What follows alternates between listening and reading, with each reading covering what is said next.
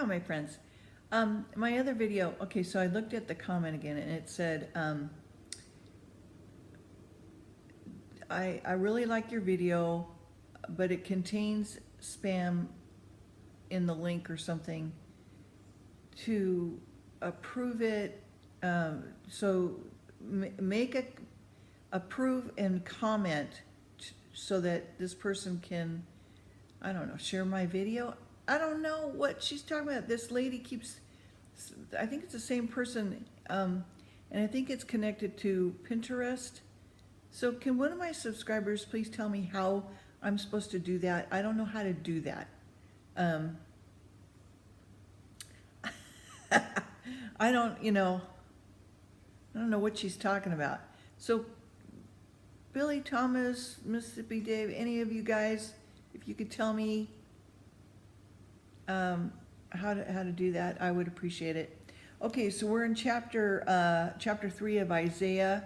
We just talked about the terrible day of the Lord that is going to be. This is Isaiah. This is like, Isaiah is the prophet. It talks about the Lord in Isaiah, his coming, okay? And a lot of people today, Jewish people who are told not to read the New Testament because it's evil or whatever, and they don't realize that within Isaiah itself talks about Jesus, his already coming, that he was the Messiah. And many Jewish people, if you were to read Isaiah, I believe it's 53 forward, you would be amazed to realize that the Messiah has already come and was here and had his ministry and was crucified and so forth. And I think that if many of you could read that, I think that you would be pleasantly surprised and amazed, and perhaps would even then ask the Lord to show up in your life. Okay, so here we go. Chapter 3. And Isaiah was written way, way, way before the Lord arrived. Okay, the Lord arrived around the 4th century, and Isaiah was way before that. Okay, years and years and years before. I don't know the exact number off the top of my head, but if it comes to me, I'll let you know, okay? So calamities coming upon Judah, different states of righteous and the wicked, and oppression of the rulers, punishment of women for pride. Okay, so remember we have Judah, we have Jerusalem, we have all these different places, Israel. Okay, so for behold, the Lord of hosts doth take away from Jerusalem and from Judah the stay and the staff and the whole stay of bread and the whole stay of water.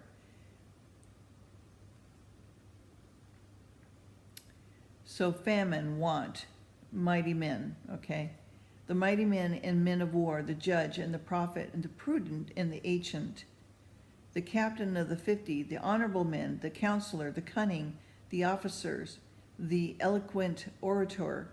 And I will give children to be their princes, and babes shall rule over them. So the first shall be last, and the last shall be first. Okay. And the people shall be oppressed, every one by another, and every one by his neighbor. And the child shall behave himself proudly against the ancient, and the base against the honorable. When a man shall take hold of his brother of the house of his father, saying, Thou hast clothing, be thou our ruler, and let this ruin be under thy hand. In the day shall he swear, saying, I will not be a healer, for in my house is neither bread nor clothing. Make me not a ruler of the people. And Jerusalem is ruined, and Judah is fallen, because their tongue and their doings are against the Lord, to provoke the eyes of the glory. The show of their countenance doth witness against them, and they declare their sin as Sodom and they hide it not. Woe unto the soul, for they have rewarded evil unto them themselves. And okay, I just lost it. I'm sorry.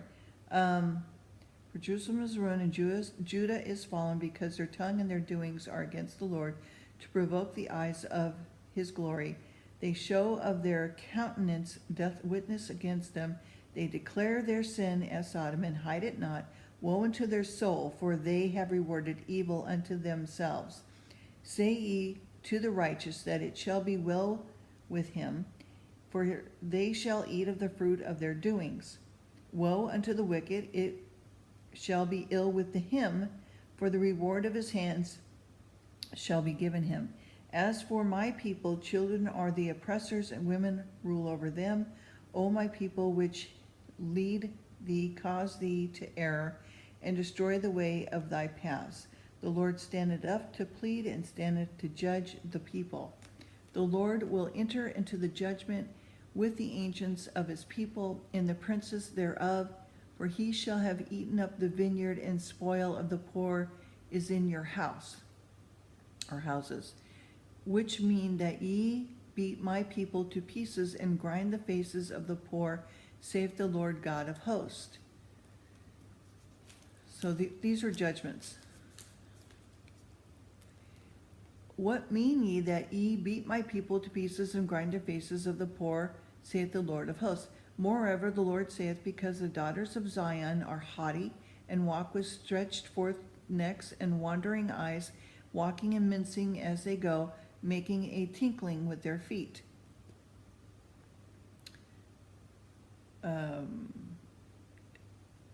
Haughtiness, wantonness, evil women.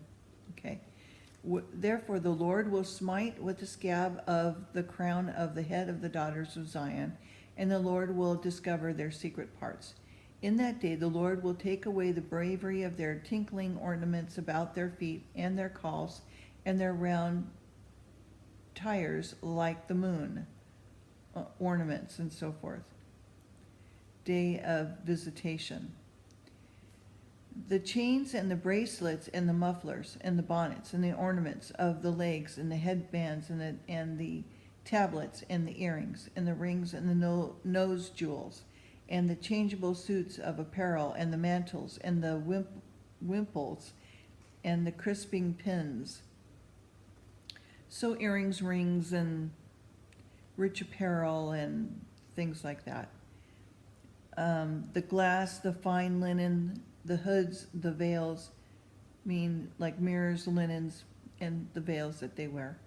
And it shall come to pass that instead of sweet smell there shall be a stink, instead of a girdle a rent, and instead of a well set hair baldness, and instead of a stomacher a girdling of sackcloth, a burning instead of beauty. Thy men shall fall by the sword, and thy mighty in the war. And her gates shall lament and mourn, and she being desolate shall sit upon the ground. All right. Chapter 4.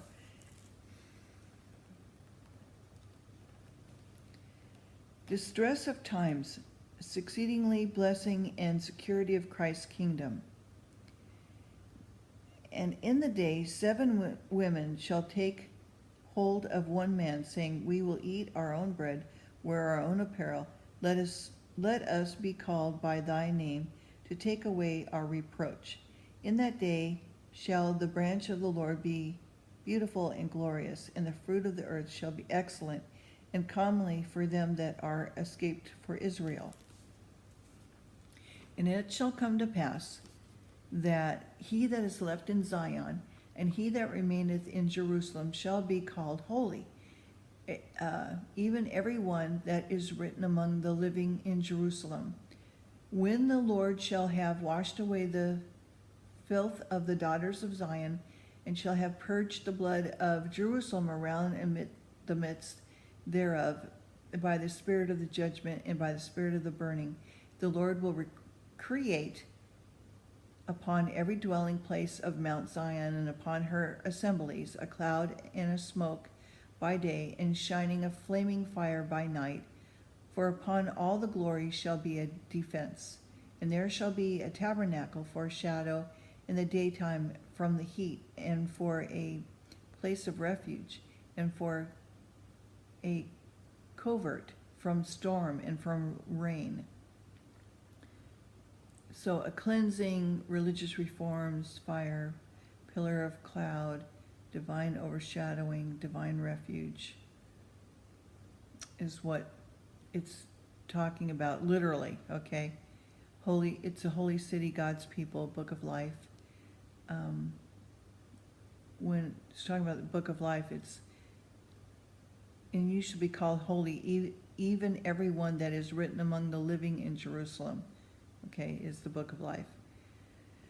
Okay, so chapter 5, God excuses his severe judgments, his judgments upon covetousness, lasciviousness, and impiety. Okay, let me switch arms here, okay. Okay, so, okay. Now I will sing to my well-beloved a song of my beloved touching his vineyard. My well-beloved hath a vineyard in a very fruitful hill. And he fenced it and gathered out the stones thereof, and planted it with the choicest vine, and built a tower in the midst of it, and also made a winepress therein. And he looked that it should bring forth grapes, and it brought forth wild grapes.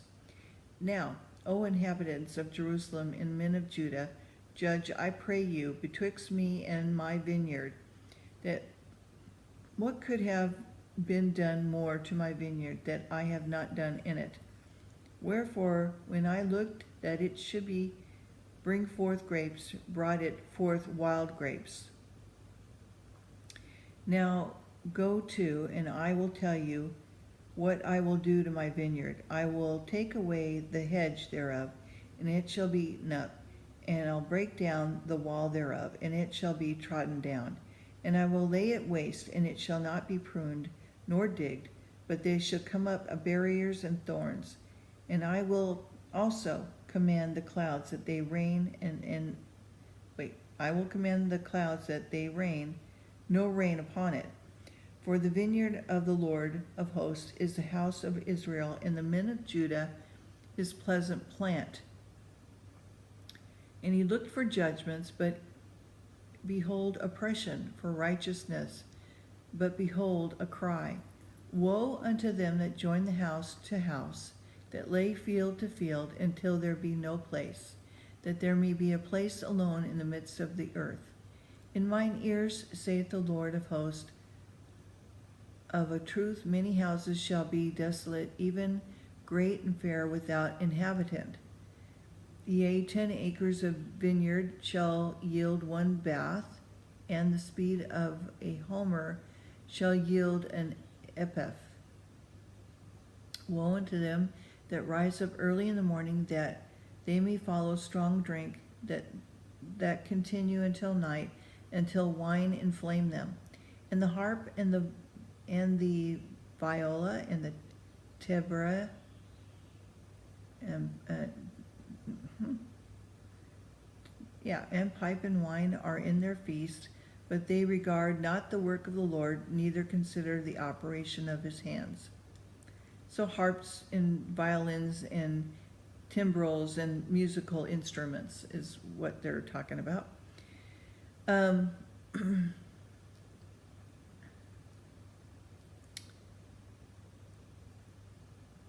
Therefore my people are gone into captivity, because they have no knowledge, and their honorable men are famished, their multitude dried up with the thirst.